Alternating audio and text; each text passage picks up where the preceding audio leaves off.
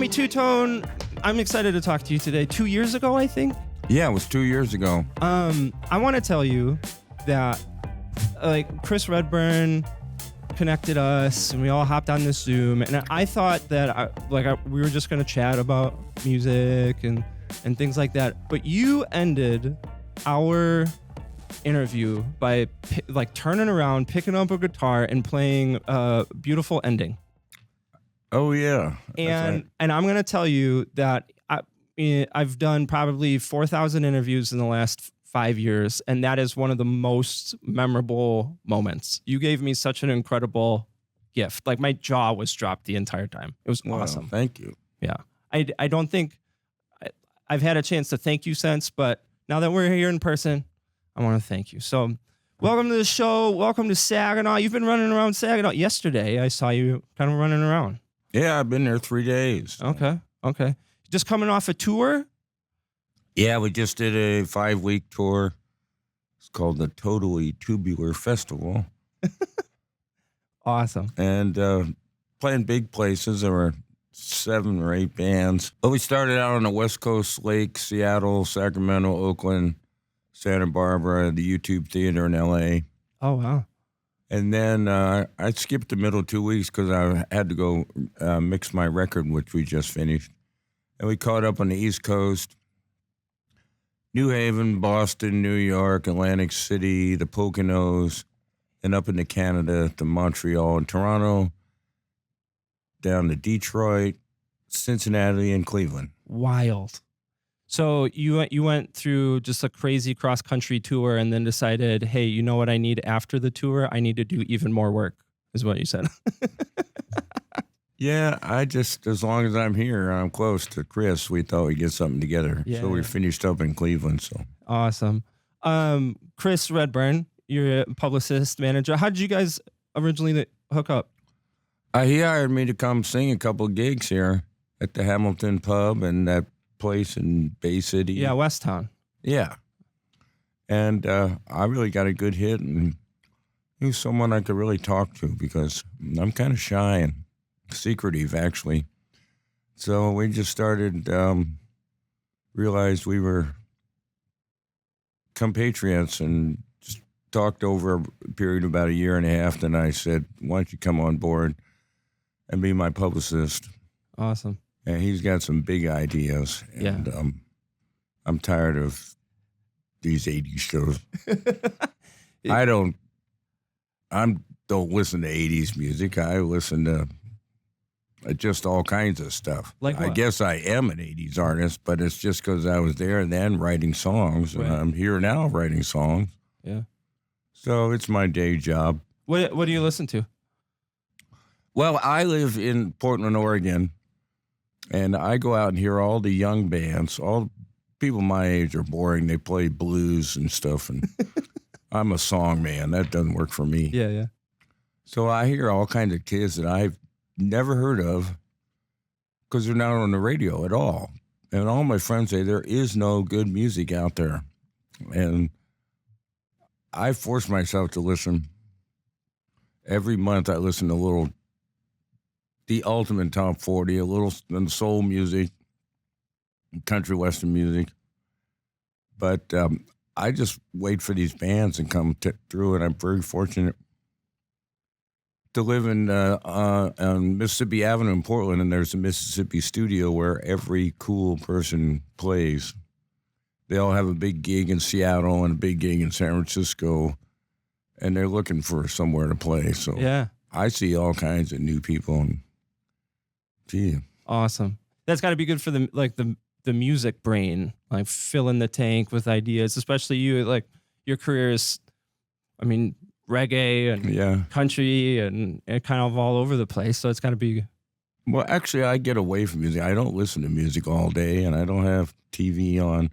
I listen to the trees and stuff and my mind. So I don't want to steal too much. I have an original bent, and I don't need to cop ideas from other people. Yeah. Because I can't be better than everybody else, but I can keep being unique, I think. Yeah. When did when did music start for you? Did you have a musical family, or I had how'd you end up in music? My dad was in the Air Force, and we were down in Texas in the 50s. My brother and sister were teenagers, and I got to experience the entire 50s when she'd come home with her girlfriends with the latest Elvis EP and make me dance with her.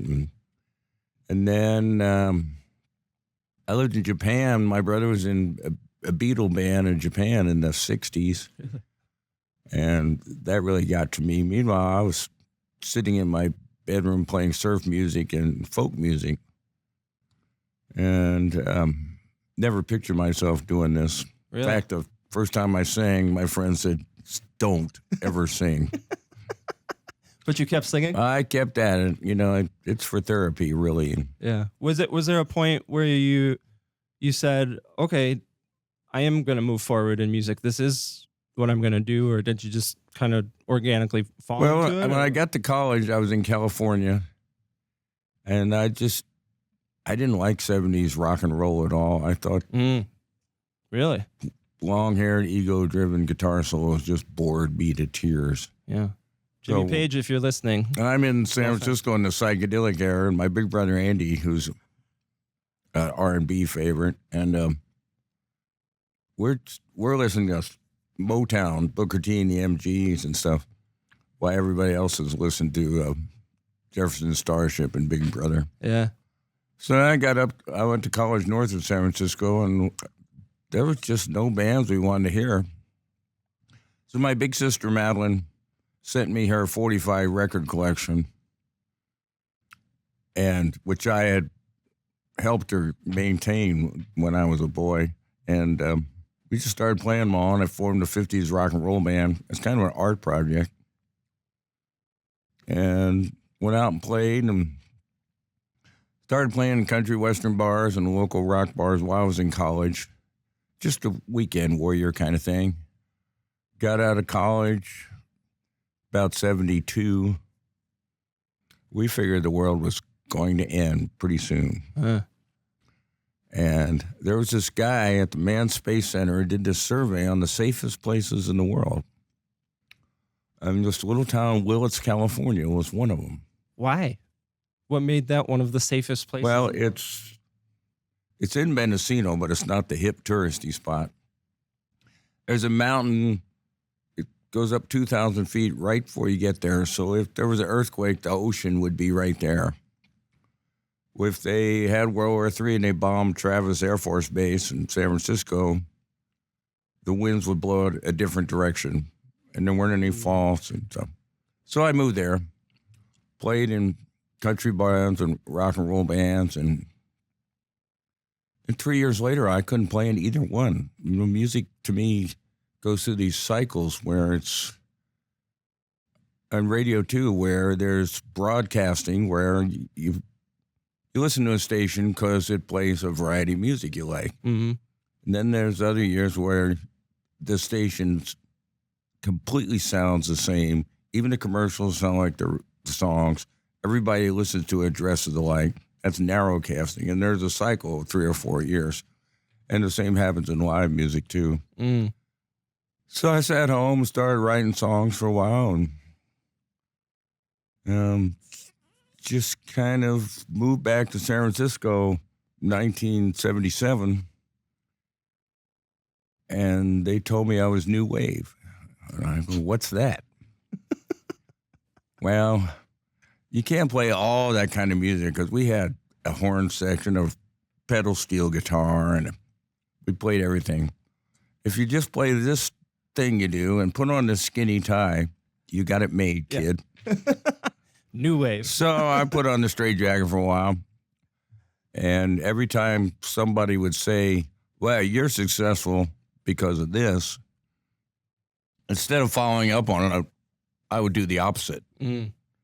I'm prove that I'm not in this genre. I'm cruising through this genre, and where does that come from? I mean, most folks in music would say, like, this is the thing. This is how I'm going to make money. This is now what I'm known for. So I've got to put out album and album. Why deliberately take the other path as soon as you feel that way? Because I'm a rebel. Yeah. Does that come from that 60s hippie blood, psychedelic era? Yeah. I felt, you could have a second hit, but then it's like if you're an actor, if you do the same role twice in a row, they'll think that's all you do. Mm-hmm.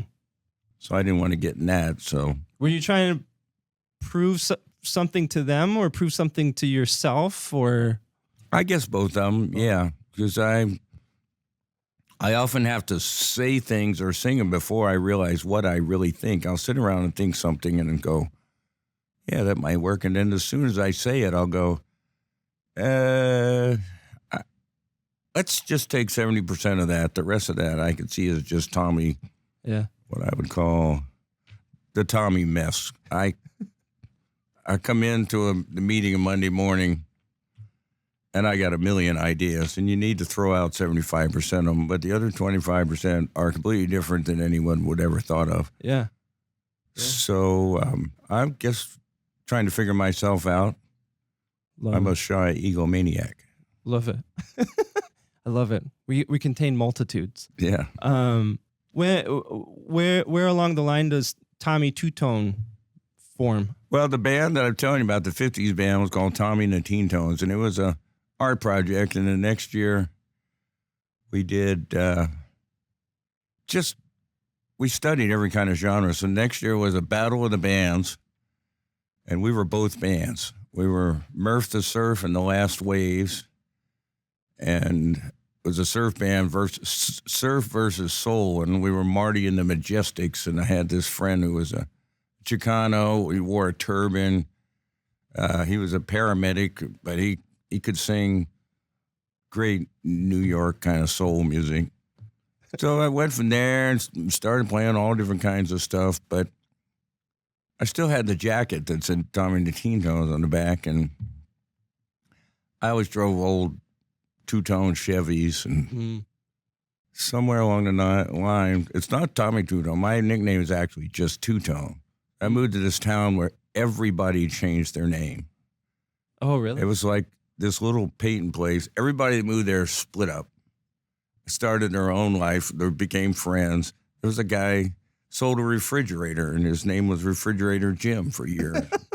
And this guy lived on Oil Well Hill, so he was Oil Well Steve. And I became Two-Tone. I feel like you won in that. Like I would not want my nickname to be Refrigerator Steve. Yeah. So you got the coolest nickname of the bunch. Yeah. I love it. You opened for Tom Petty? I did, yeah. What was that like? Well, my fellow songwriter, a guy named Bob Dalton, may he rest in peace, was a good friend with Phil Jones, who was their drum tech, and he told him about us. And so on our first album, Tommy Two-Tone, there was a song called Cheap Date, and it became what was known then as an AOR hit. This was back when a DJ would lock himself in the studio at midnight and play a whole album. They weren't programmed. People played what they want. Mm.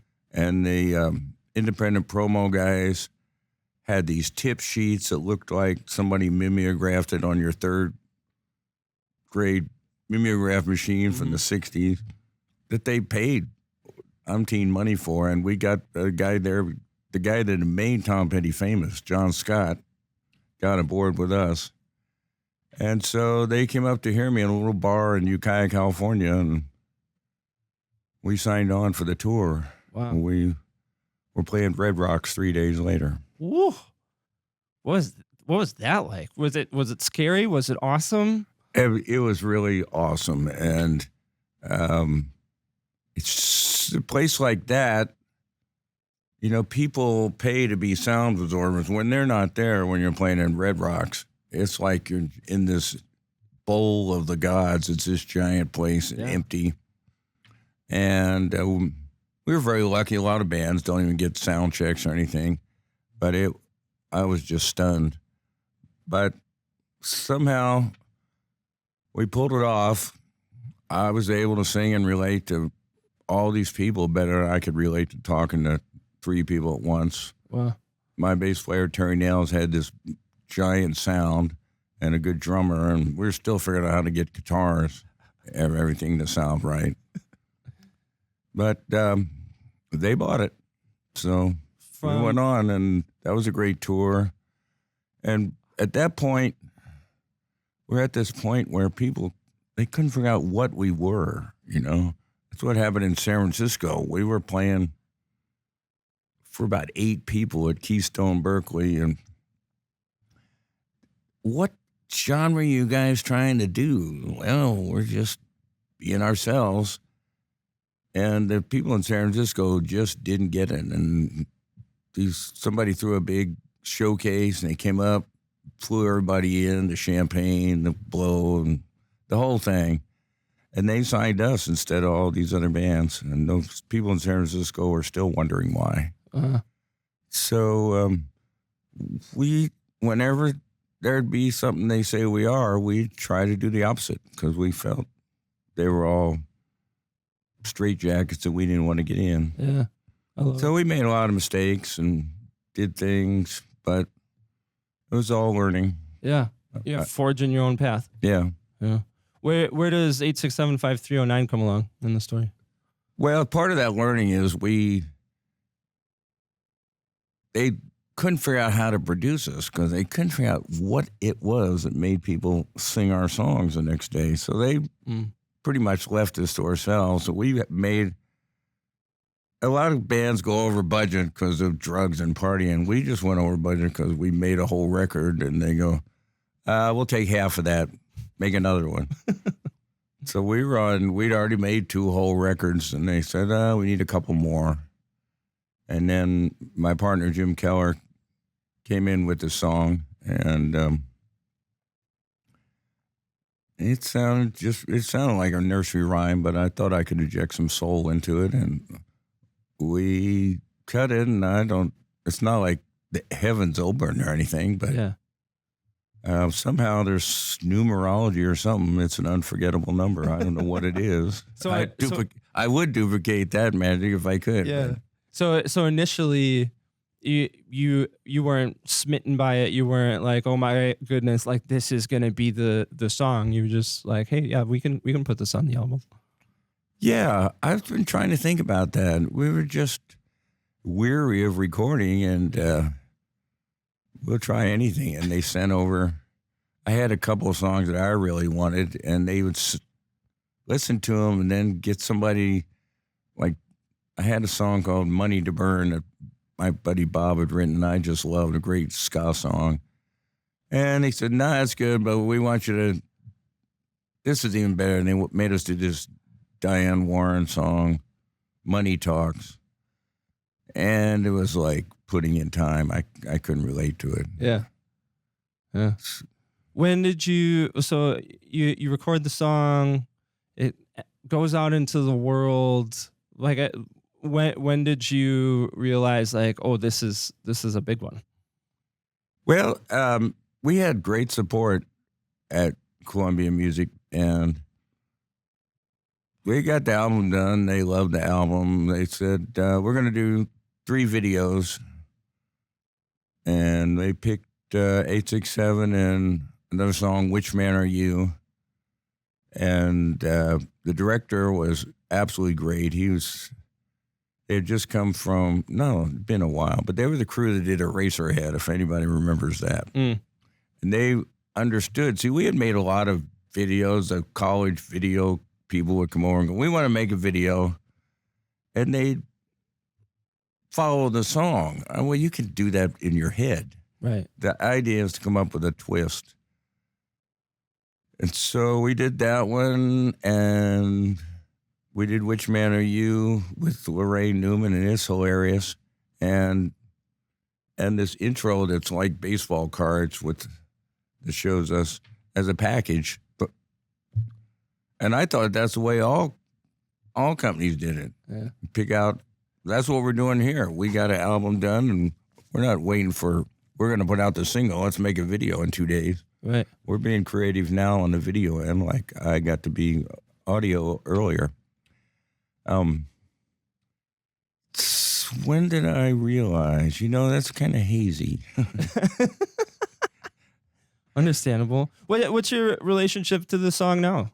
What looking back on it, and then of course we're going to talk about it in a second. Kind of, I actually enjoy playing it once a day. Yeah. It seemed like in the 90s was a low point. I could get a job playing that and Stairway to Heaven and playing that again. They didn't want to hear anything original. So. Right. Yeah. They're just like, play it again, man. Play it again. I said, the heck with that. Yeah. Especially from your perspective as a musician, like you want to kind of challenge what people expect of you, and you don't want to be straitjacketed. That's my job, is to challenge people. Yeah. Say, I didn't know you could actually do this. Well, you can. Yeah. And I still like the song. I'm still learning how to play it, actually. Yeah. And now Saginaw kind of has a fun connection to it. We've seen photos of it from Chris and a couple other folks. Breaking News 989 had a video. You've been running around Port Huron and Saginaw. What have you guys been doing this week? Yeah, I was surprised when, everybody plays that song, from Keith Urban to the hard rock bands, and kids play it really, really fast. I can't play it fast. It sounds real twerpy. So the whole idea, I was first taken back, but I've been watching all different kinds of music, and the Michigan music scene is always interesting. Michigan and Texas, I think, like during the dead period of music, San Antonio and Detroit were the two rock and roll towns. I don't know if you people know anything about Texas, but during the periods when there wasn't anything for rock, when it was all new wave, and they were just hard rock towns. And so I watched that, and then I see all the Motown that came from here, and I work with the Romantics a lot, and they're from here, and I've always wanted to hang out in this area. Yeah. Never got a chance. Well, welcome home, Tommy Tutone. the what you're doing with the song 8675, it's kind of interesting. It's kind of an interesting take, and it also kind of fits. I think your approach to music, and kind of challenging and exploring and saying, well, you think this thing, and we're gonna do it a little bit. Video's coming out soon, but kind of tell me about the approach. Who's involved in it? What's this version like? Can I get my manager over to help me with names? Yeah. Chris. So the producers, the band is No Resolve, and they have a crew over there in a factory turning out, what do we call them now? Renditions? Yeah. And as a side note, I love cover songs. So on our radio station, I'm going to have a whole area that I was going to call Under the Covers, but I might call it Renditions.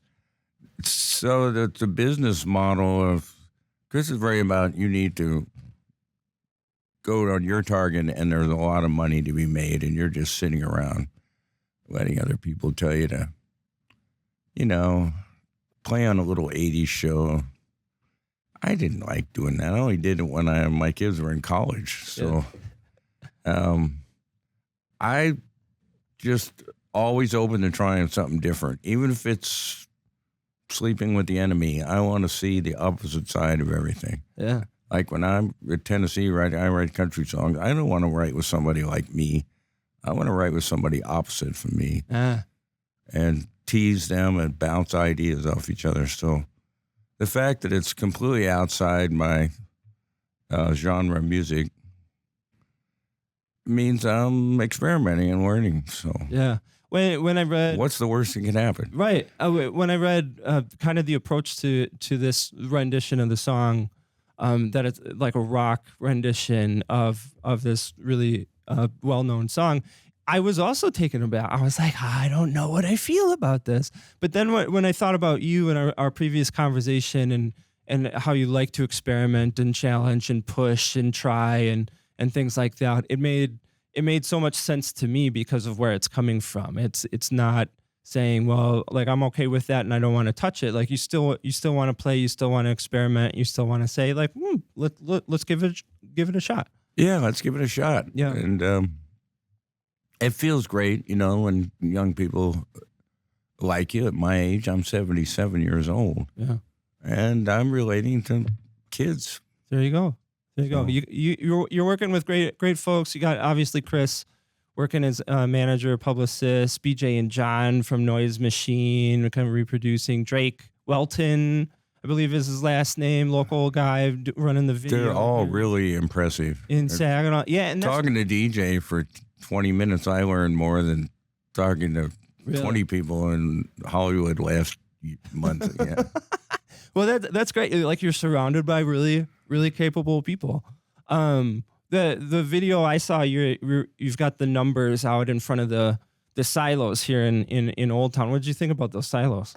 I was stunned. Really? And then my wife was talking to the owner, and we learned all about it. And it's an internet site, and he said he spent $250,000 painting it. And at first, first picture it just looked like something, but it's each one is carefully done. Mm-hmm.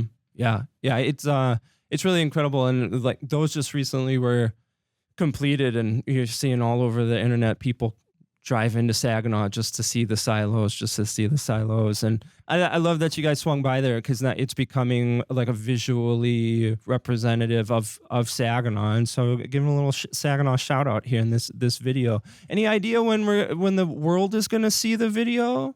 You don't have to spill those beans if That's not my department.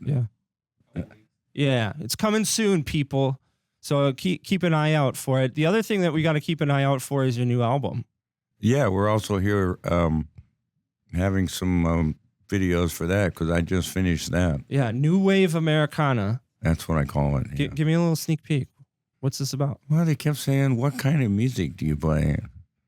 I was down Tennessee. I did a record, some in Memphis and some in Nashville, and I called it Soul Twang. So I'm trying to hone in on this sound that I think. See, I don't think 80s music and new wave music are synonymous. I think Right. new wave is a category like country western or rockabilly or soul music. Right. And so at the same time, there's this weird thing I'm driven. I don't know if I can describe it. I dream about this. It's from being a little kid in the 50s and looking at my sisters. I mean, to me, this ideal band is this great soul band with Dwayne Eddy playing guitar. And there's a slight Tex-Mex influence. There's a New Mexico, Lubbock, Buddy Holly kind of thing. But there's also this soul meets. See, whenever I try to make a record, I would try to think about when country music first combined with R&B to make rock and roll. Yeah. So instead of listening to rock and roll, I tried to listen to both of them and recreate that experiment like labs do when they try to prove this experiment work. Try to bring it together in a new way. So as I'm doing that, I do studies that are too much this side, too much that side. But I like using it. I don't know if I did this on our records, but somebody like the Motels, who were totally modern, but yet you could hear Roy Orbison on every note. So I'm into history at that level, and I don't know if it came out on any of our records yet, but that's an interesting approach. I just did an interview with somebody at a coffee shop a couple weeks ago, and he collects. I'm not in the vinyl world, but they're the old, like the original vinyl RPM size, and the reason why he collects those is because it being kind of the original form of recorded music. He said you can hear how music in Mississippi was different from music in Alabama, which was different from music in South Carolina. Whereas as you go throughout history, everything gets melded together, and all these influences kind of form this giant pot, which is cool and kind of the evolution of music. But his point was like, I want to go to the point where like that started. Like I want to hear that kind of music as it was without any sort of outside influence. So that it's interesting that you kind of want to go to this, back to this point where you have these two genres of music colliding and try to capture that. Yeah, it's so it's a lab. You put these things together and something else gets created, and it might be the same every time, or it could be whole new things. Who knows? Yeah. So that's me. I'm a double Aries, so I'm a scout. Yeah. So my job is to try stuff that everyone says won't work. When you were recording this album, was it purely focused on the sound? Were you writing songs to tell stories? Like, what was your approach to this? Didn't start out as an album. My old bass player from back 40 years ago lives down in Las Vegas. Said he had this great producer. And I made 3 or 4 albums that I'm make them and just say, well, anybody want to sell this for me? And they don't, so I just put them on the shelf. So he said, you have all this music. Why don't we start over and record everything? And we'll get a whole new giant publishing company, and you can start being known. Because I always wanted to write songs for people. Mm. And so I didn't design this album. It's come in. I had a day off from touring with Rick Springfield, flew there, sat down on my acoustic guitar, and played him 30 songs. And he says, let's start with these 12. And so while we're recording, I'm going, this isn't going to go together. There's country song, rockabilly song. So a lot of times I'll try to write a rock song and this other stuff comes out. And then there's these humor songs that we just pursue it. It's funny, and so we do it and go, well, that's for Penn and Teller. And so I go, this doesn't go together, but I like each one. Mm. And I was thinking it was a rock song with a little country in it. But then when I played it the other way around accidentally, I go, this makes sense. Mm. So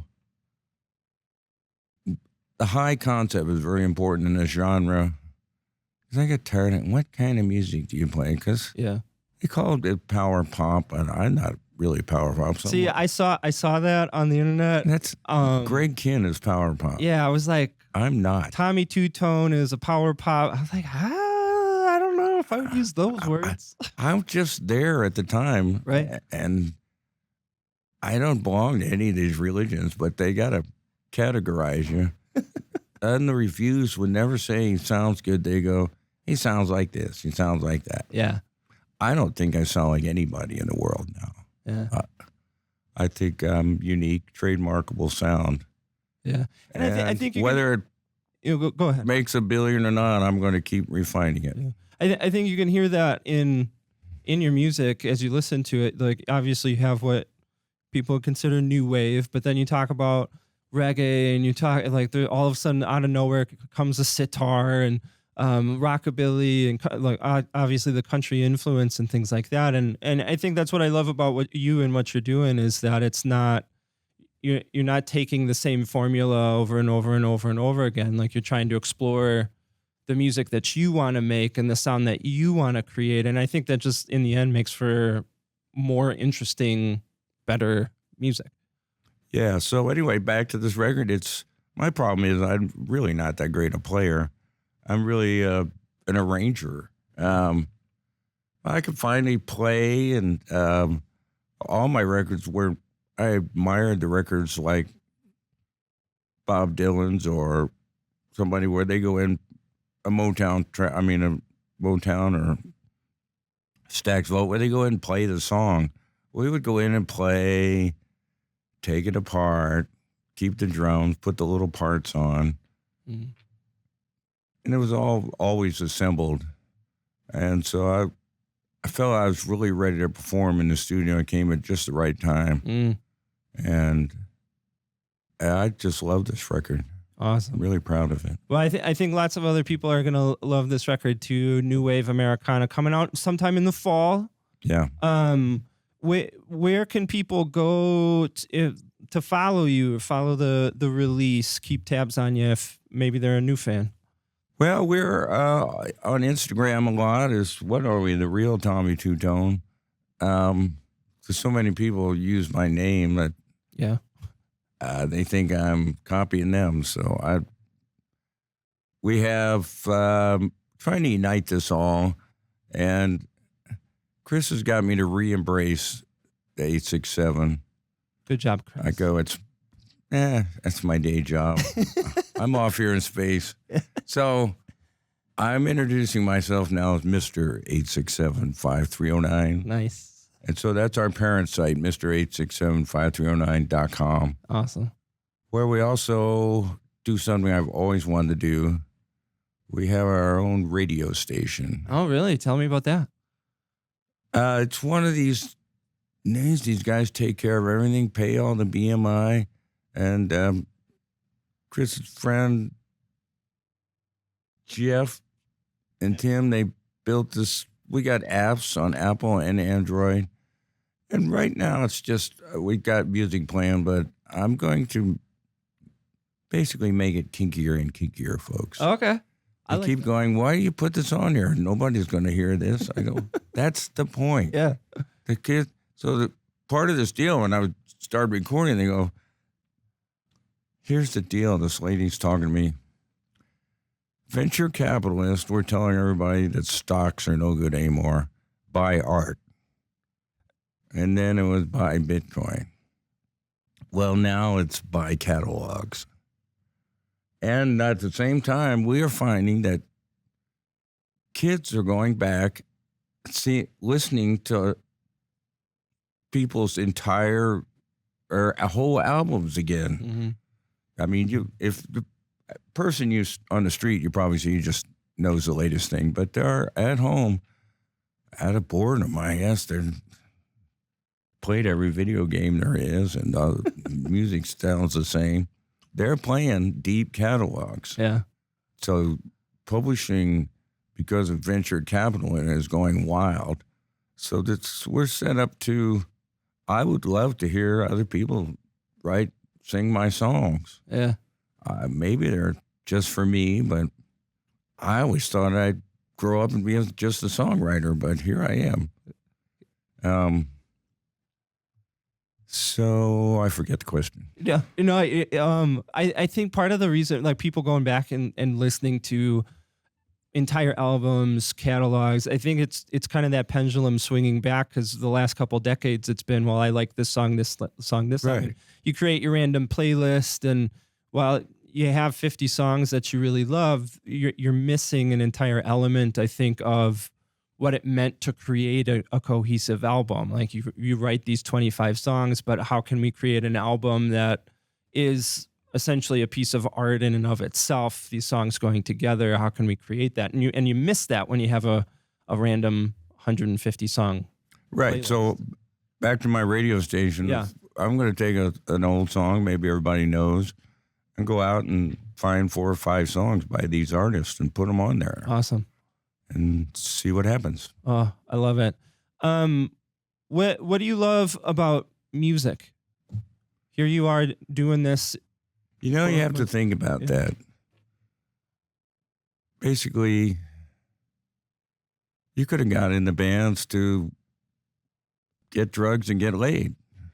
You really have to, and some it's a rite of passage. You play for a while and you go on. You get, after a while, you go, do I really like music? And do I really like playing gigs? Because gigs are hard work. Yeah. My friends go, oh, you're going on another vacation, right? Yeah, no. It's seconds of ecstasy, 23 hours of traveling, and an hour of playing. Yeah. My brain doesn't really work unless I'm thinking and singing at the same time. Otherwise, I'm operating on half of it. I can really see things when I'm singing that I can't see when I'm not. I can express ideas that can't be said, and I'm funny. And I'm not that funny normally, but I'm hilarious when I'm performing. At the same time, that side of me, the great singer inside of me, he's kind of a dick. He's like Jerry Lee Lewis. He's really obnoxious. And it drives people crazy until they get used to it. The band, I'll go for something and go, well, we didn't practice that. I go, just listen. It's not any harder than driving on the freeway. Watch. And we're going for a home run. We're not trying to get on base. So I'm driven to that because I think that in that moment, I feel completely alive. Do you, earlier on, you kind of referenced yourself being more of an introvert. I think you said egotistical introvert, something like that. Do you feel like in that moment of performance, you get to express a part of yourself that maybe in like a day-to-day you don't feel so comfortable? I am also an introvert, and that part of the reason I love doing interviews like this is because like in this moment I get to really intentionally interact with other people, where in other situations I'm like, I would rather just not be here. You're like, not broadcasting from a sports game and talking to people. This is intimate. So that's similar. Yeah, I'm trying to pull together this shy, convoluted brain of mine with this egomaniac rock singer who's also in there. Because like you talked about Red Rocks, like you said, I could play Red Rocks easier than I could singing to or talking to a group of 3 people. Oh yeah, I've part of what I've done in not music was software programming, and my first time I had to stand up and talk to 10 people at a table like this, it was like, whoa, I can't do this. Interesting. So I had to learn that slowly. Yeah. And somehow I learned I was playing it used to be called Bean Blossom, Indiana, for 18,000 people in 1980. And I couldn't talk to 3 people at once. So, again, I've developed kind of backwards. I should have gone to Toastmasters and learned to be a speaker, but I sat at home playing guitar and writing songs instead. No, I think you're exactly who you are, who you need to be. I mean, you've given us here in Saginaw a really cool experience coming down the line with this remake, this rendition of the song. But not only that, like a lifetime of really, really incredible, interesting, creative, beautiful music. And if you're watching this, listening to this, please head to Mr. 8675309 to connect with Tommy, follow him, support the new album. Keep your eye out for the new video coming out. Tommy, I want to thank you for being here, spending the time with us, hanging out in Saginaw for this week, but also really for the music that you're giving us and will give us coming in the fall with new Wave Americana. So Tommy Tutone, you're amazing, my man. Thank you so much. Thank you.